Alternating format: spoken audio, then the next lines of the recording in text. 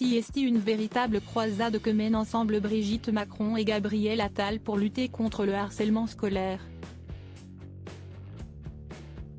Le ministre de l'Éducation nationale, victime lui-même, enfant, de ce fléau, ne cesse de trouver des initiatives pour le combattre et se faire entendre des élèves. Il semble qu'il ait encore fait mouche ce 16 novembre 2023 avec la révélation d'une vidéo sur X à laquelle Kylian Mbappé et ses coéquipiers de l'équipe de France ont participé. « Normalement, quand tu vas à l'école, t'y vas avec plaisir », commence Kylian Mbappé. Puis, Olivier Giroud, Antoine Griezmann et tous les joueurs ainsi que Didier Deschamps et Guy Stéphane, son fidèle adjoint, expliquent les uns après les autres pourquoi le harcèlement doit être banni des cours d'école, des collèges et des lycées. Tu ne vas pas à l'école pour être malheureux, pour être insulté, te faire frapper, lance-t-il, face caméra. Le harcèlement, y compris sur les réseaux sociaux, c'est inacceptable, affirme Kingsley Coman. Les Bleus prennent également le temps de citer le 3018, numéro que peuvent composer les victimes de harcèlement, afin d'expliquer aux mineurs qu'il ne faut pas avoir peur de dénoncer. Si tu vois qu'un copain, qu'une copine ou qu'un camarade de classe souffre, fais comme nous on ferait en équipe de France, soutiens-le. Parle-en autour de toi.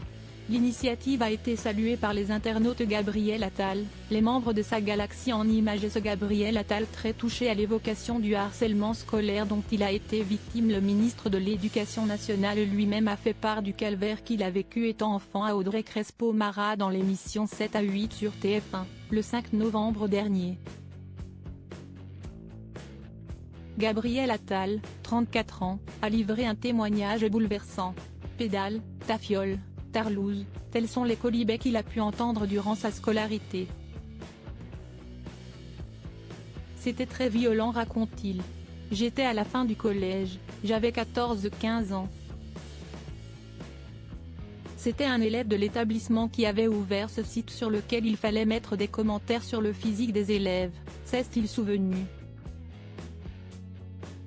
Ce qui était dur pour moi, et qu'il est aussi aujourd'hui pour beaucoup de jeunes, c'est parfois le sentiment qu'on n'a personne à qui en parler. Pourtant, même si la parole se libère, certains élèves à bout décident de mettre fin à leur jour. Les exemples, trop nombreux, ont poussé de nombreuses personnalités à briser le silence comme Céline Dion, Mika ou encore Christophe Willem. Crédit photo, Elliot Blondet-Poul.